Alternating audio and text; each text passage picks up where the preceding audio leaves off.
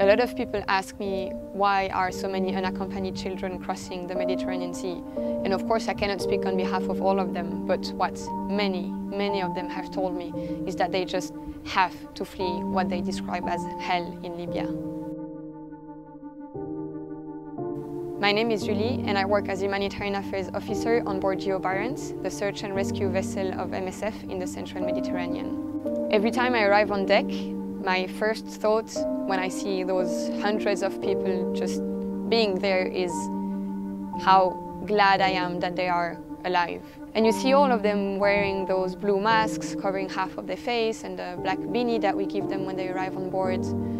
And suddenly your eyes cross those of another person and you realize this is actually a child. This is a child on a ship and he has just crossed the world's deadliest migration route and he's here without any mother, without any father, without any family member.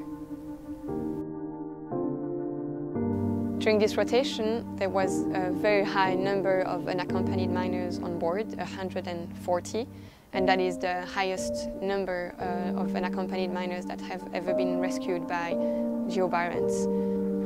Unaccompanied minors are living and trying to cross the Central Mediterranean for many different reasons.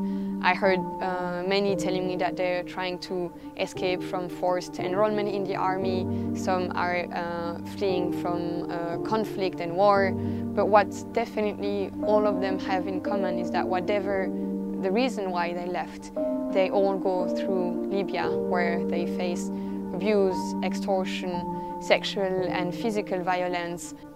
And when we know how extreme it is for adults to try the sea crossing, we cannot imagine how difficult it must be for a child.